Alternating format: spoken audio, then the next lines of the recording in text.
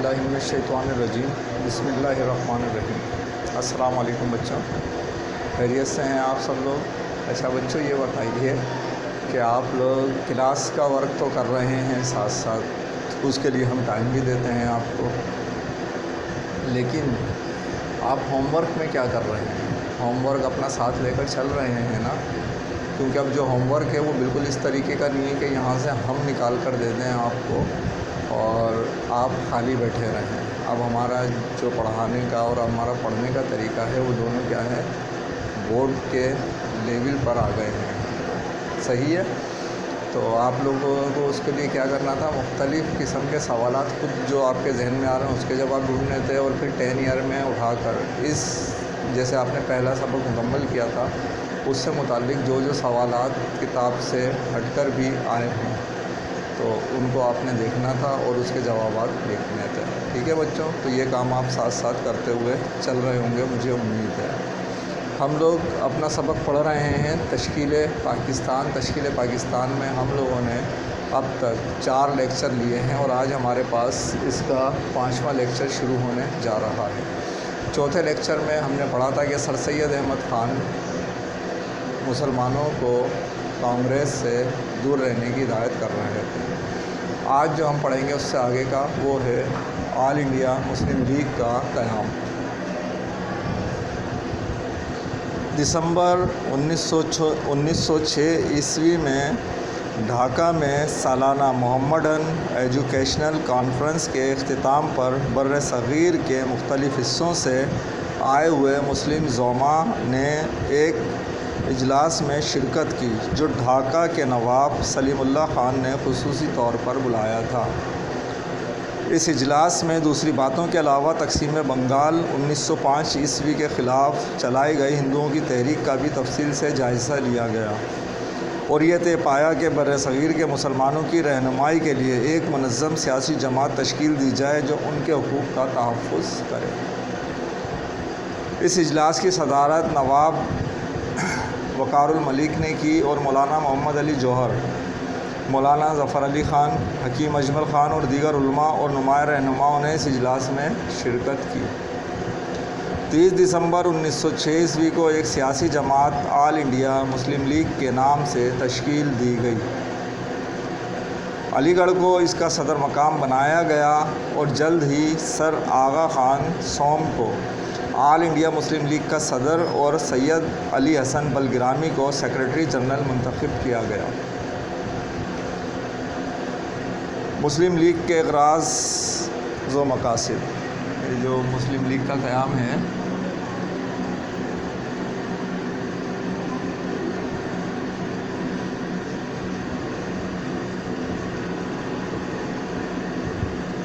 क़याम के अगराज़ व मकासद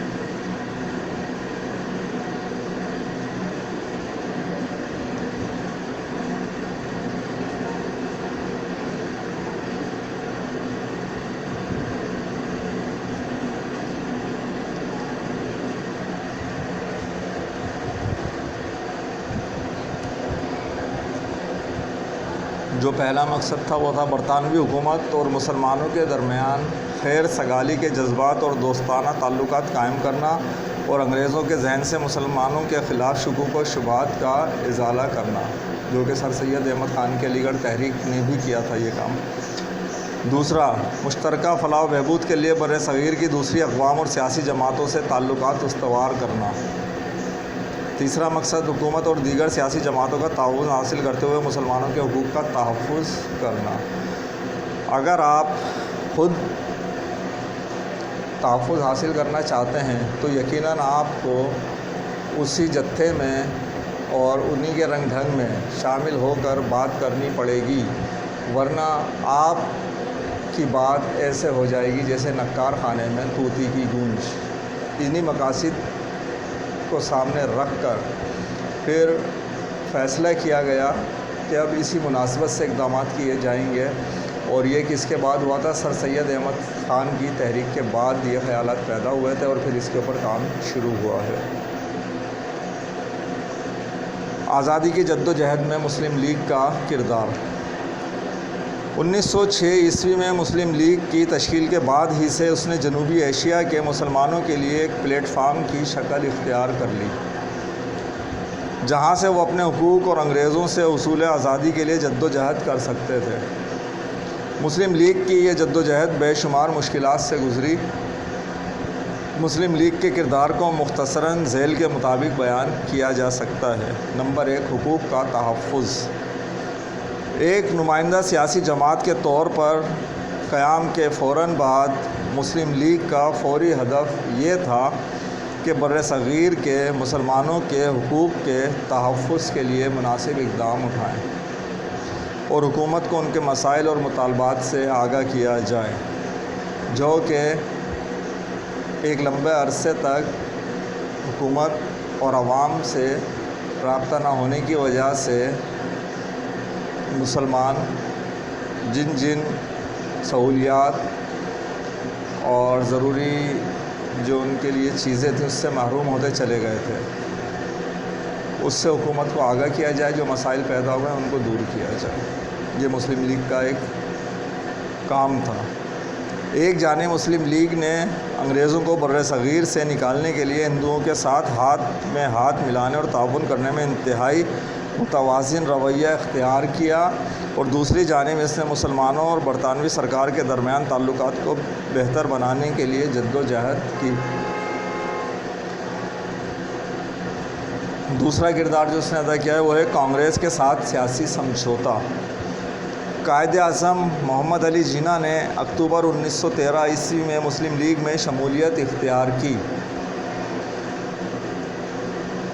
ان کی کوششوں سے مسلم لیگ اور کانگریس کے درمیان دسمبر 1916 عیسوی میں ایک سمجھوتا طے پایا۔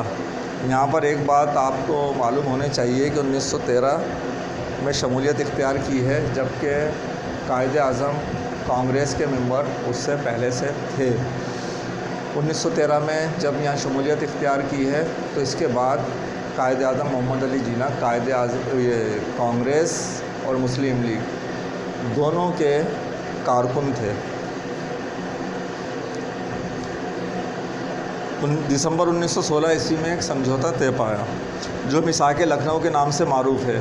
اس میثاق کی روح سے کانگریس نے مسلمانوں کی جداگانہ حیثیت کو تسلیم کر لیا اور ہندوستانی مسلمانوں کے لیے جداگانہ انتخاب کے مطالبے کو بھی تسلیم کیا گیا۔ یہ وہ کارنامہ تھا جو قائد اعظم یا مسلم لیگ نے کیا، جو اس سے پہلے کبھی نہیں ہوا تھا کہ مسلمانوں کو علیحدہ سے اپنے ووٹنگ کا حق ملا۔ تیسرا جو کردار ہے وہ ہے مسلمانوں کی تعداد۔ مرکزی مجلس سے قانون ساز یعنی کہ سینٹرل لیجسلیٹو اسمبلی میں مسلم اراکین کی تعداد 1/3 طے پائی۔ 1/3 اگر یعنی کہ 3 دوسرے لوگ ہیں تو ایک اس میں مسلمان بھی ہوگا، یعنی کہ 2 حصے کوئی دوسرے اور ایک حصہ مسلمان، ٹھیک ہے۔ اگر 30 ممبران کی تعداد ہے تو اس میں سے 10 لازمی مسلمان اس میں ہوں گے، اس میں قانون ساز جو ان کی اسمبلی ہے۔ چوتھا، نشستیں۔ مسلم اکثریت کے دونوں صوبوں یعنی بنگال اور پنجاب کی قانون ساز اسمبلیوں میں مسلمانوں کی اکثریت مستحکم ہو گئی۔ پانچواں جو کردار ہے وہ ہے متناسب نمائندگی۔ کس کی؟ مسلمانوں کی۔ ان صوبوں میں جہاں مسلمان اقلیت میں تھے وہاں ان کی نمائندگی ان کے آبادی کے تناسب سے زیادہ کر دی گئی۔ یہ مسلم لیگ کے اغراض و مقاصد تھے قیام کے لیے، اور پھر جو مسلم لیگ نے اپنا کردار ادا کیا ہے وہ ہم لوگوں نے یہاں پر پڑھا۔ آج کے لیے کلاس کا سوال لیجیے۔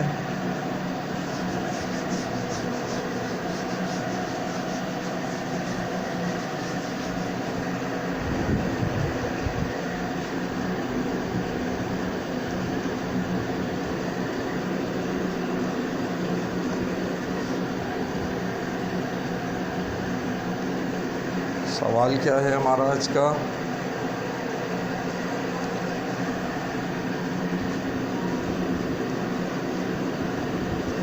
جد و جہد پاکستان میں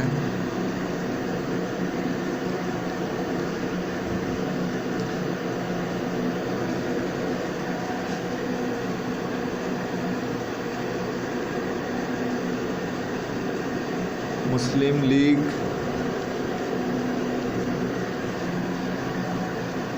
کے کردار پر روشنی ڈالیں۔